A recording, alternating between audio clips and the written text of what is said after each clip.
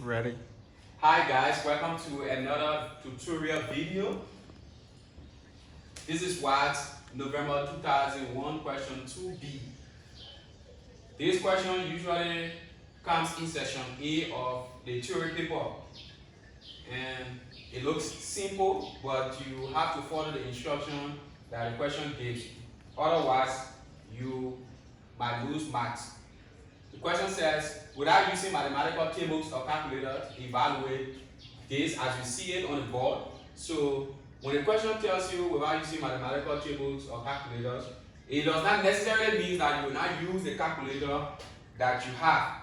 What it means is that you cannot use a calculator to input the question as you see it right away and then expect that you will get the exact points allotted to that question. In the first place, you will be going out of what the question will be asking for. So it is important that you take note of that. This is how you can solve this. You are to convert all of the decimals to whole numbers. And in converting the decimals to whole numbers, you must keep in mind that when you are leaving from the left side to the right side, that is, you need to move the decimal point such that you will have everything in whole number. So if you are moving the decimal point is coming from the left side to the right side, then you will have a negative exponent. If it is coming from the right side to the left side, you will have a positive exponent. And the way to conceptualize that is to think about the number line. On the number line, you have 0 in the middle. The integers to the left of 0 are negative integers, and the ones to the right of 0 are positive integers. So just think about the fact that when you're starting from the left, you are starting from the negative side, so your exponent should be negative. When you're starting from the right, you are starting from the positive side, so your exponent should be positive. Having said that, we will now go into solving the problem.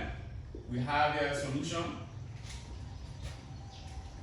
and then we can start solving the question right away from here. Moving our square root. So to convert this to whole number, we have to bring the decimal point in front of the 8. And once you bring the decimal point here, you don't necessarily have to write the decimal point in. So that means we have to move it 1, 2, 3, 4. So that means you now have 48. It will be times 10. The 10 is constant because we're writing numbers in standard form. The formula is a times 10 to the n. So the a represents the number that you write here, which is this, and this 10 is constant. The n is the exponent, which will be determined by the number of times you move the decimal point to get to the whole number. So we move 1, 2, 3, 4, 4 times, and we started from the left side. So that will give us negative exponent 4.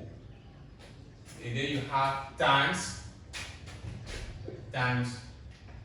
To have this in whole number, we have to move 2 times, 1, 2. So that will give us 81. 81 times 10. We move 2 times, and we start from the left. Times 10 to the negative exponent 2. And then we have times 10 to the minus 7. Times 10 to the minus 7. All divided by, we repeat the same step in the denominator. We have to move here 1, 2, 3, 3 times. So we have 27 times 10 to the minus 3. We started from the left side. We have times. Also have to move here 1, 2. So we have times 10, times 4.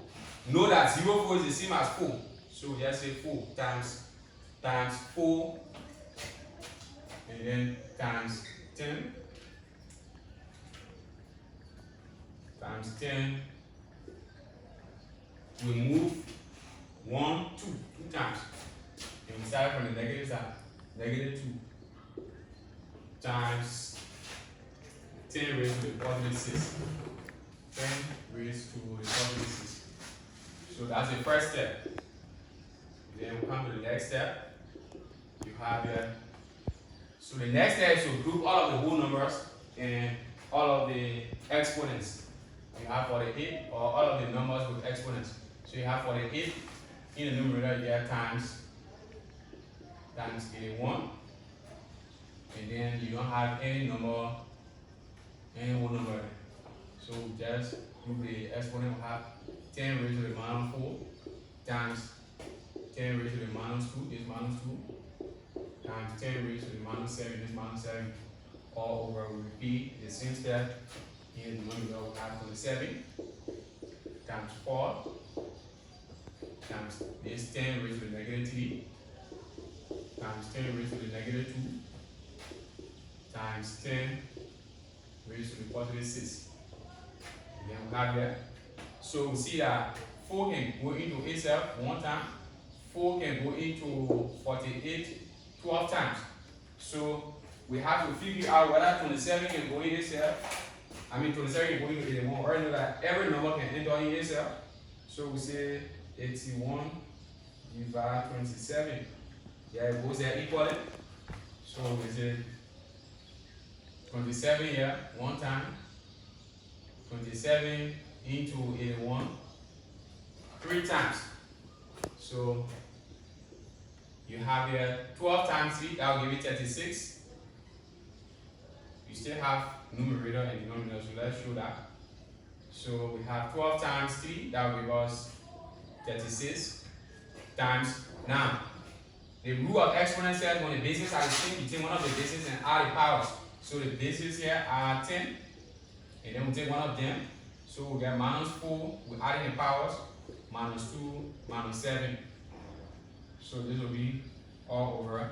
We have here 1 times 1, that will give us 1, and then times, we take one of the bases there again, and then add the power, we have minus 3, minus 2, and you have plus 6. So then you have here the square root. Now you have here 36 divided by 1, that will give you 36, and then times. You have here in the numerator, let's always bit by pieces. So we can open and extend the square root on the side. We rewrite 36, and then we say times 10.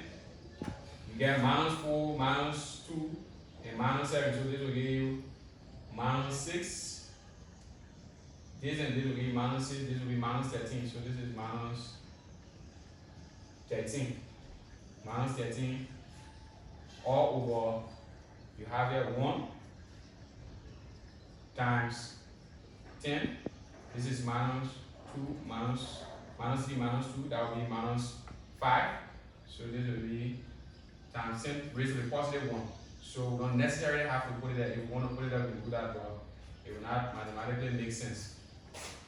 So you have here the square root of, you can divide the whole number by each other. 36 divided by 1, that will give you 36. 36 times, you have 10 raised to the negative 13 in the numerator. 10 raised to the negative 13 in the numerator. Now, this 10 has a positive exponent, which is 1. If it goes up, it becomes minus 1. So this becomes minus 1. So we have here